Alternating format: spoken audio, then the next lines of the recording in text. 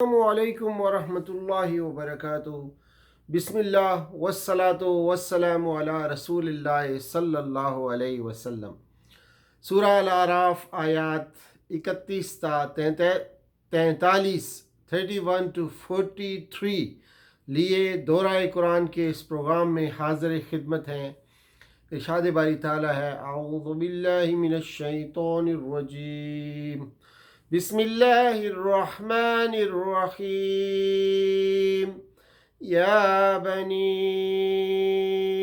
آدم خذوا زینتکم عند کل مسجد وَكُلُوا وَاشْرَبُوا وَلَا تُسْرِفُوا إِنَّهُ لَا يُحِبُّ الْمُسْرِفِينَ۔ صدق اللہ العظیم۔ رب اشرح لی صدری ویسر لی امری واحلل عقدۃ من لسانی یفقهوا قولی۔ اللہم ارنا الحق حقا وارزقنا اتباعہ وارنا الباطل باطلا وارزقنا اجتنابہ، آمین یا رب العالمین۔ سورہ اعراف آیات 31 تا 34 میں قریش کو تنبیہ ہے کہ اپنے جی سے تم نے جو حلال و حرام بنا رکھا ہے، اس کی کوئی بنیاد نہیں ہے۔ یہ جو تم نے اپنے جی سے، اپنے آپ سے حلال و حرام کا سلسلہ بنا رکھا ہے، اس کی کوئی بنیاد نہیں ہے۔ قریش کو یہ تنبیہ کی جا رہی ہے، اور اللہ نے نہ تو زینت حرام کی ہے اور نہ کھانے پینے کی چیزیں حرام کی ہیں۔ اللہ نے نہ تو زینت حرام کی ہے اور نہ ہی کھانے پینے کی چیزیں حرام کی ہیں۔ اللہ نے بے حیائی کو حرام کیا ہے، حق تلفی اور سرکشی کو حرام ٹھہرایا ہے، شرک کو حرام ٹھہرایا ہے، جس کی کوئی دلیل نہیں، اور اللہ کے اوپر افتراء کو حرام ٹھہرایا ہے۔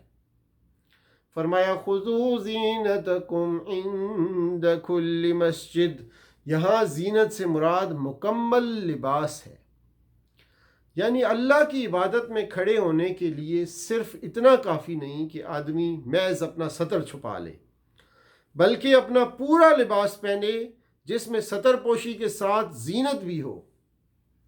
مسجد ظرف زمان اور مکان دونوں ہے، یہاں اس سے مراد طواف اور نماز دونوں ہیں۔ مشرکین برہنہ ہو کر طواف کرتے تھے، اس کے برعکس اچھے لباس کا حکم دیا گیا کہ لباس اور آراستگی انسان کی زینت ہے، نہ کہ ترک لباس زینت ہے۔ چنانچہ حکم دیا کہ ہر عبادت کے وقت اچھے اور پاکیزہ لباس میں اللہ کے حضور اپنے آپ کو پیش کریں۔ اس سے یہ مسئلہ بھی معلوم ہوا کہ نماز میں سطر پوشی لازم ہے، یعنی مکمل اور خوبصورت لباس میں نماز ادا کی جائے۔ اس آیت میں یہ احتمال بھی ہے کہ اس زینت سے مراد لباس کی نظافت بھی ہو، یعنی آیت کریمہ میں نماز کے اندر سطر ڈھانپنے، زینت اختیار کرنے اور لباس کو میل کچیل اور نجاست سے پاک رکھنے کا حکم دیا گیا ہے۔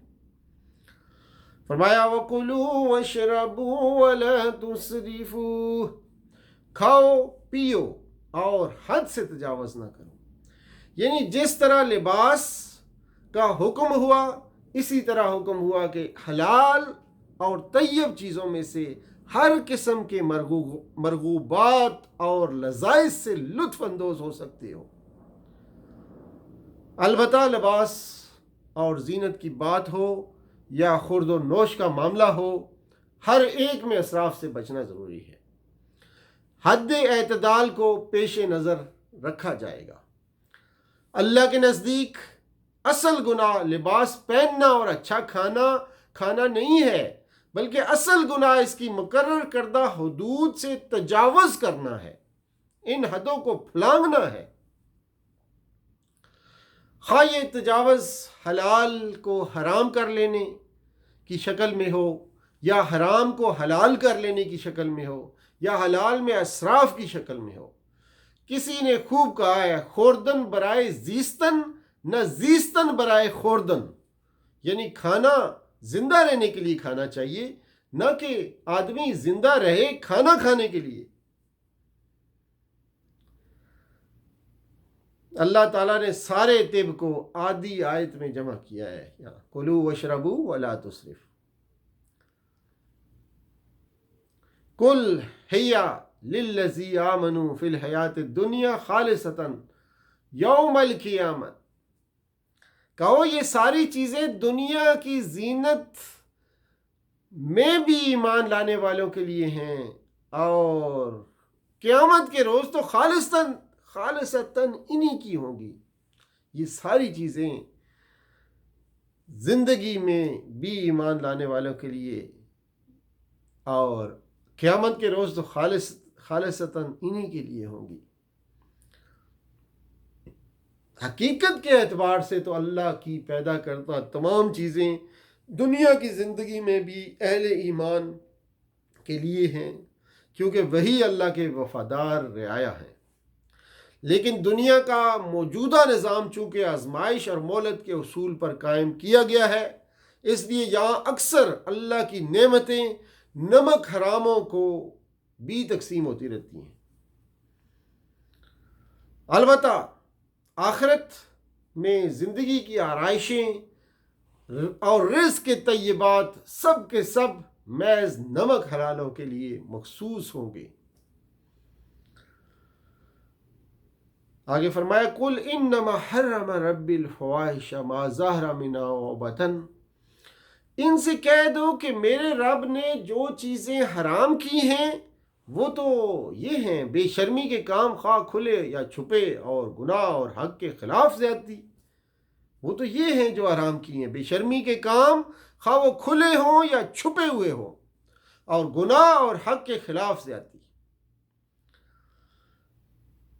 والاسم والبغی، اصل میں لفظ آثم اسم الف ثا کے ساتھ استعمال ہوا ہے، جس کے اصل معنی جان بوجھ کر کوتاہی کی ہیں۔ آثمہ اس اونٹنی کو کہتے ہیں جو تیز چل سکتی ہو مگر جان بوجھ کر سست چلے۔ اسی مناسبت سے اس لفظ میں گناہ کا مفہوم پیدا ہو گیا، یعنی انسان کا اپنے رب کی اطاعت و فرما برداری میں قدرت و استطاعت کے باوجود کوتاہی کرنا، اور اس کی رضا کو پہنچنے میں جان بوجھ کر قصور دکھانا۔ بغیون کے معنی ہے سرکشی، میانہ روی سے بڑھنے کی خواہش، ظلم و کبر۔ یہاں مراد ہے حق کے بجائے باطل اختیار کرنا۔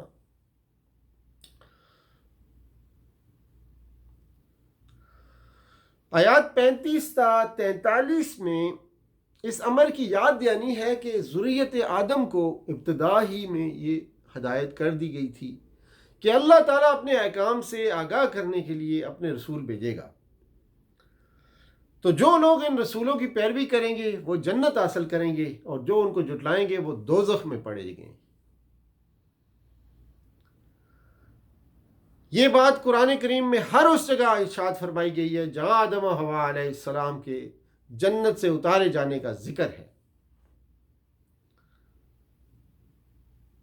یعنی نوع انسانی کی زندگی کا آغاز جب ہو رہا تھا، اسی وقت یہ بات صاف طور پر سمجھا دی گئی۔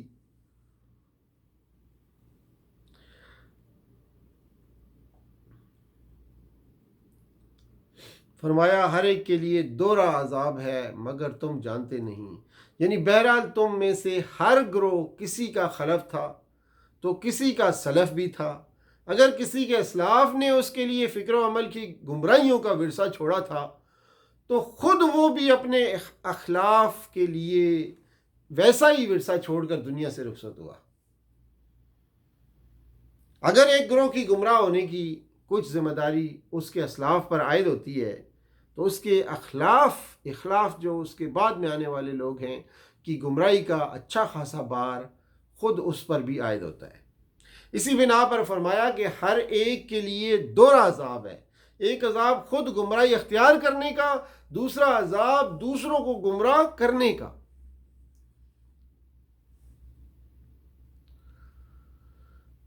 اور فرمایا کہ جن لوگوں نے ہماری آیات کو جھٹلایا اور ان کے مقابلے میں سرکشی اختیار کی، ان کے لیے آسمان کے دروازے ہرگز نہ کھولے جائیں گے، ان کو جنت میں جانا اتنا ہی ناممکن ہے جتنا سوئی کے ناکے سے اونٹ گزر جائے. سوئی کے ناکے سے اونٹ گزر جائے اتنا ناممکن ہے ان کے لیے جنت میں داخل ہونا. جن لوگوں نے ہماری آیات کو جھٹلایا اور ان کے مقابلے میں سرکشی اختیار کی، ان پر آسمان کے دروازے بند ہو جائیں گے، نہیں کھولے جائیں گے، اور ان کا جنت میں جانا اتنا ہی ناممکن ہے جتنا سوئی کے ناکے سے اونٹ کا گزرنا ناممکن ہے. ناکا سوراخ، ہر تنگ سوراخ کو سمن کہتے ہیں. سمن. یہاں تک کہ اونٹ سوئی کے ناکے میں سے داخل ہو جائے، چونکہ ایسا ہونا ناممکن ہے. اسے اصطلاح میں تعلیق بالمحال کہتے ہیں. ان کے دلوں میں ایک دوسرے کے خلاف جو قدورت ہوگی اسے ہم نکال دیں گے. آگے فرمایا جا رہا ہے غلن، دلی قدورت، اور قلبی عداوت کو کہتے ہیں. یعنی دنیا کی زندگی میں ان نیک لوگوں کے درمیان اگر کچھ رنجشیں، بدمزگیاں اور آپس کی غلط فہمیاں رہی ہیں تو آخرت میں وہ سب دور کر دی جائیں گی اور ان کے دل ایک دوسرے کے لیے صاف ہو جائیں گے. فرمایا یا بنی آدم اما یاتینکم رسل منکم یقصون علیکم آیاتی فمن اتقى وأصلح فلا خوف عليهم ولا هم يحزنون وأصلح فلا خوف عليهم ولا هم يحزنون والذين كذبوا بآياتنا واستكبروا عنها أولئك أصحاب النار هم فيها خالدون فمن أظلم ممن افترى على الله كذبا أو كذب بآياته أولئك ينالهم نصيبهم من الكتاب حتى إذا جاءتهم رسلنا يتوفونهم قالوا أين ما كنتم تدعون من دون الله قالوا ضلوا عنا وشهدوا على أنفسهم أنهم كانوا كافرين قال ادخلوا في أمم قد خلت من قبلكم من الجن والإنس في النار كلما دخلت أمة لعنت أختها حتى إذا اداركوا فيها جميعا قالت أخراهم لأولاهم ربنا هؤلاء أضلونا فاتهم عذابا ضعفا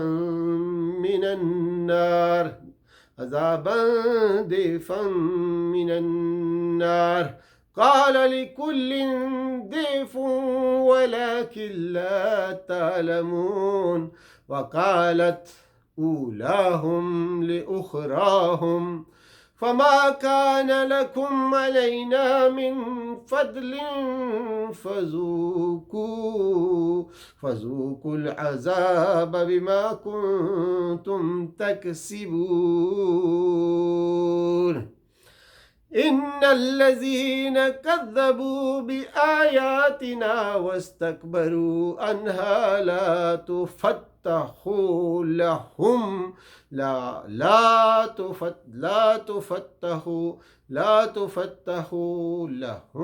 أبواب السماء ولا يدخلون الجنة حتى يلج الجمل في سم الخياط وكذلك نجزي المجرمين لهم من جهنم مهاد ومن فوقهم غواش وكذلك نجزي الظالمين والذين آمنوا وعملوا الصالحات لا نكلف نفسا إلا وسعها أولئك أصحاب الجنة هم فيها خالدون اللهم اجعلنا منهم ونزعنا ما في صدورهم من غل